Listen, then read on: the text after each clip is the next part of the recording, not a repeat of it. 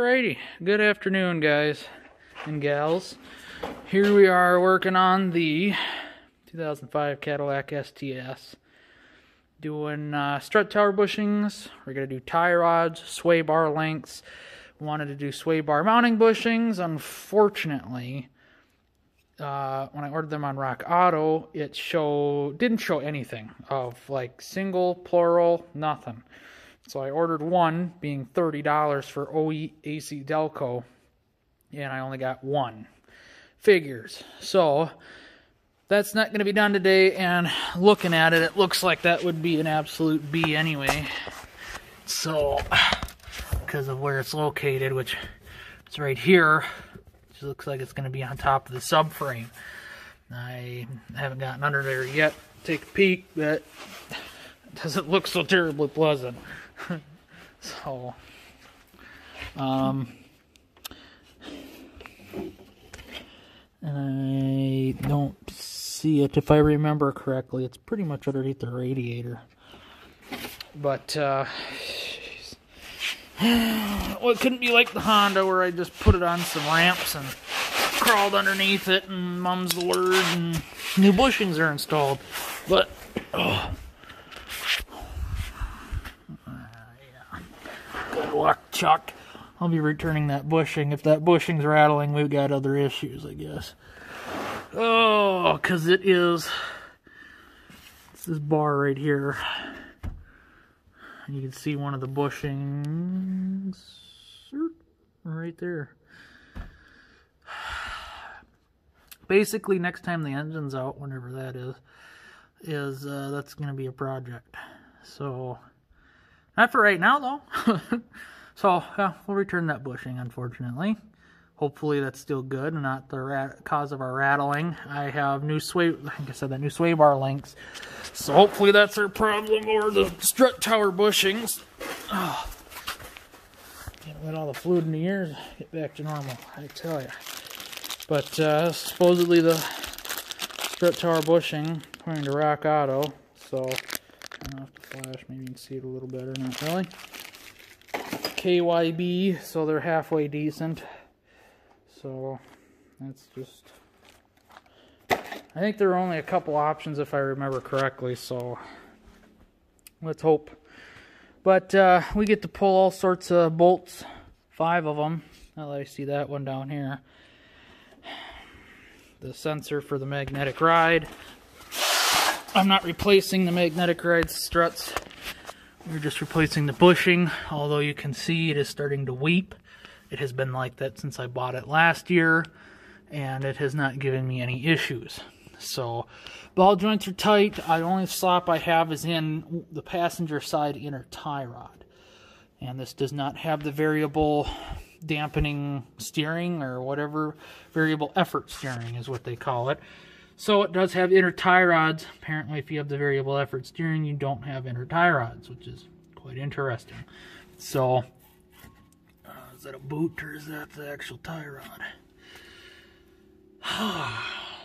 So, this should be loads of fun. I did get OE tie rods, inner outer.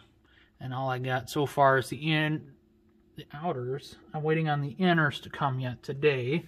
So, but this whole control arm horseshoe shape comes out with the strut. As you can see, the strut is part of that assembly. So what I'm going to do, we're going to pull the upper bolts. I'm pulling the sway bar link right now. So far it's an 18 mil on the nut. And there's a hex shaped hole in the stud. It is already spinning, which is not so terribly fun. I love when they do that. I really like the tie rods, or the sway bar lengths that have a hex right here, or a square that you can get a wrench on. Those are the nicest, because then I can go in here with a, you know, some vehicles, so you can just get in there with an impact or something and zip them right off, where this one's facing the wrong direction, and I have to get a wrench and a Allen wrench and hope that the Allen wrench doesn't strip out. That's happened before, but this car's pretty doggone clean, as you can see, so we shouldn't be having too many issues removing stuff. So nothing to do but to do to it, right? So, this is my baby. It sucks to live on a dirt road with a dirt driveway. Keeps her all sorts of dirty. But, let's see if we can figure out what we got going on here. Well, no, you caught me. I guess I didn't order OE. I could have swore I did. That's bizarre. Well, those are sway bar links, that's why. Okay, so for the sway bar links, I ordered Moog because OE does not have greasable joints. And I want greasable joints. Now, I've had issues with tie rods from Moog not fitting before on vehicles, so that's why I didn't go with Moog for tie rods. I also, if you've watched my previous videos, I have an issue with Moog altogether, but I also ordered the sway bar bushings for the Honda in Moog. They work good so far. So this is the OE genuine GM sway bar bushing, mounting bushing I should say. And let me just tell you, two of the ones from the Honda don't make up one of these. I mean, this is huge. This is just about a handful.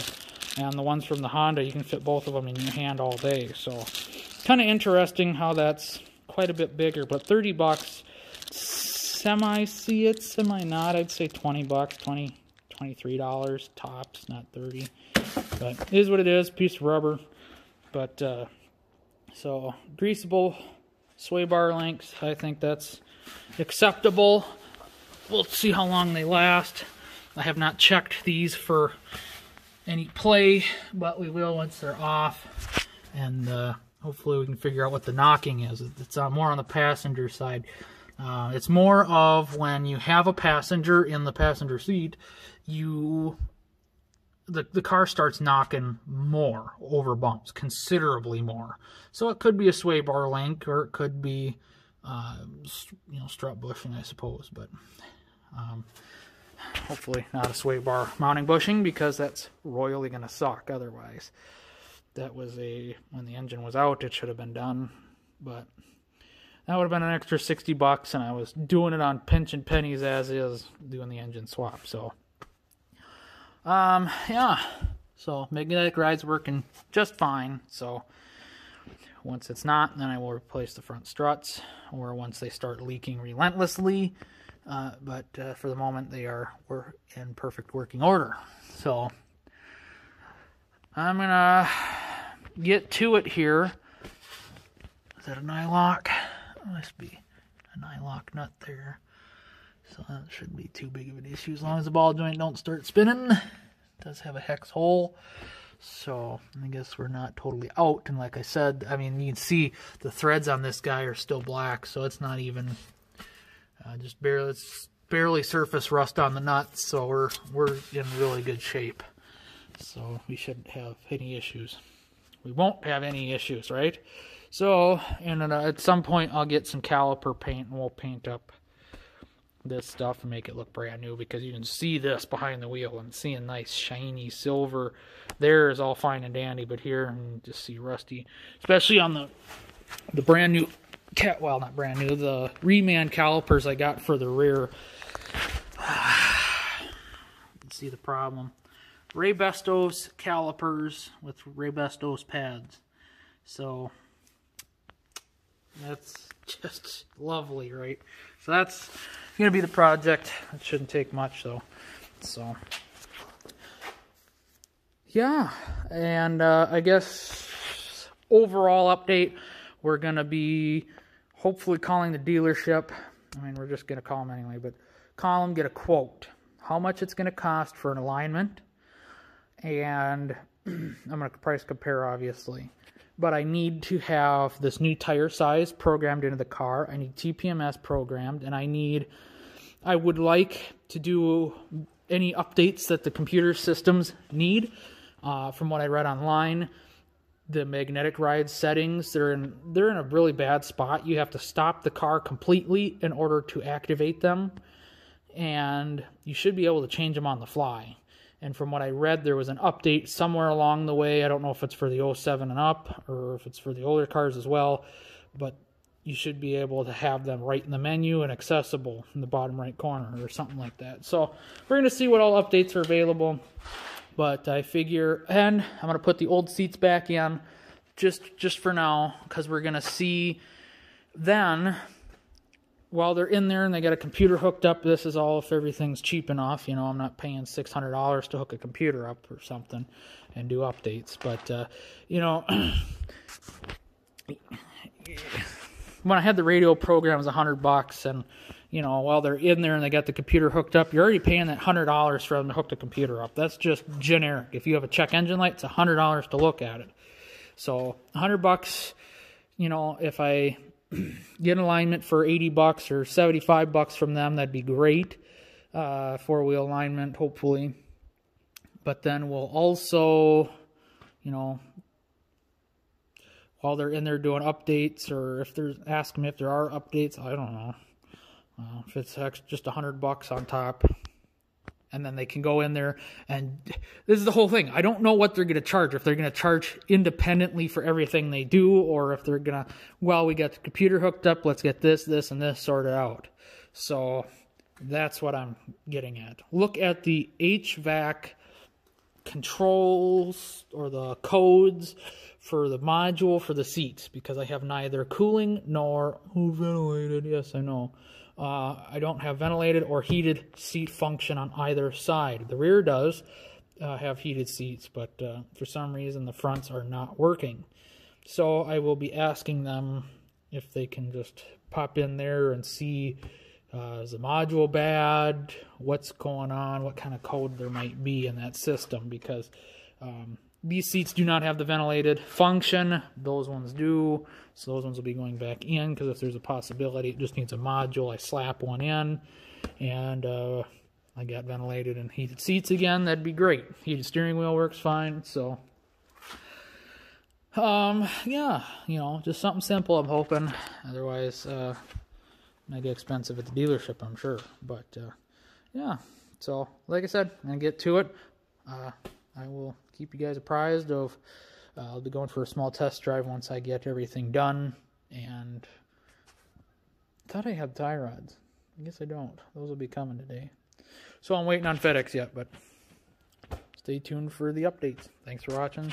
I figured I'd show you, you know, I rented a spring compressor from O'Reilly's. I've used this before. I did the strut tower bushings on the Honda, so I do like the fact they got this little pin here. I'm sure that helps a little, but yeah, we shouldn't have any issues. Should be interesting. So had good luck with it. It was like $60 to rent, not too bad, at least in our location. So not that I want to own one. I figured it was worth renting it again. We can get this coil spring compressed enough to swap the bushing out. No big deal. Mum's the word. We're on our way. So thanks for watching. Okay, so here's a live look at what we're doing. Had to bungee that because it was going to pull on the brake line otherwise. Sway bar leg did not come out the way I had hoped. As soon as I started loosening the top one, I think I mentioned that, it started spinning the stud. That's fine and dandy, right? So I got Allen wrenches. So I stuck the Allen wrench in there.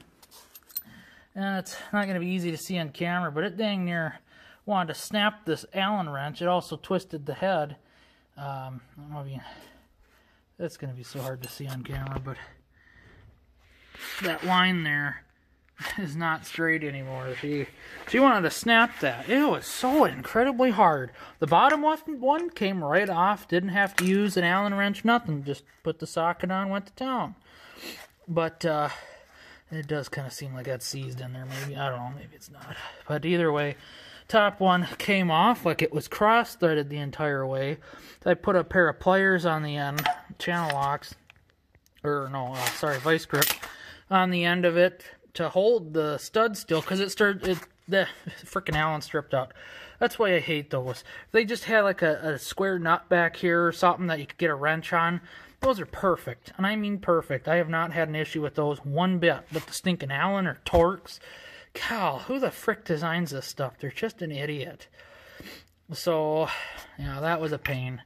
But they're still tight. They're actually, this one's rock solid here.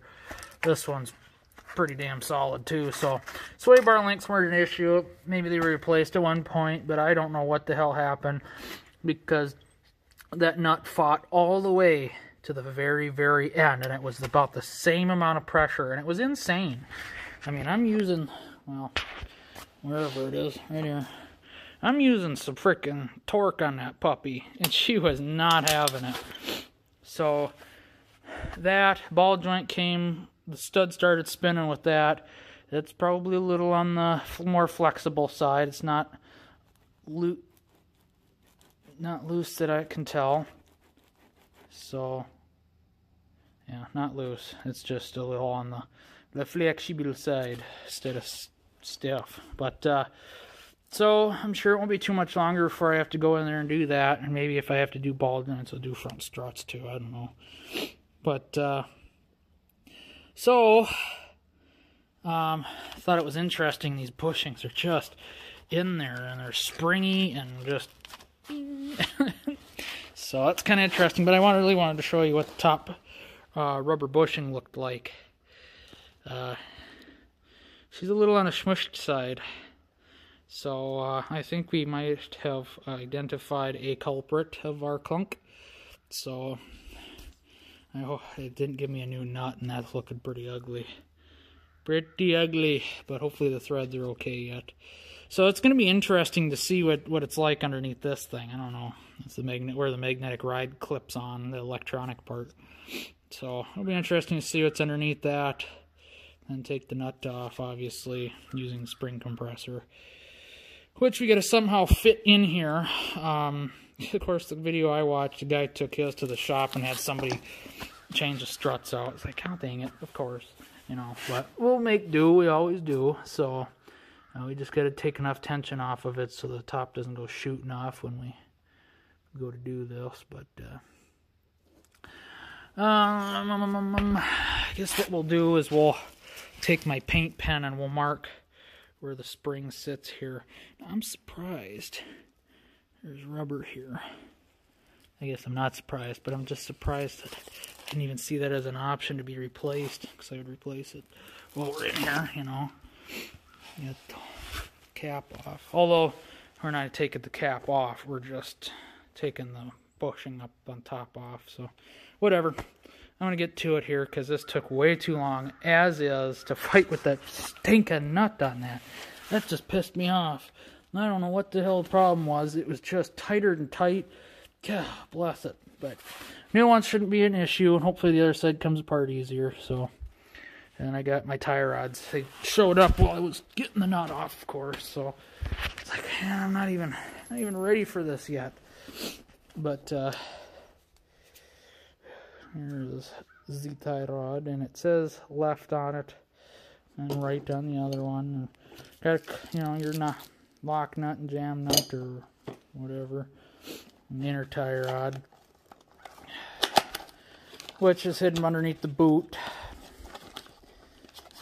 So I've got an inner tie rod tool that I own, so that shouldn't be an issue.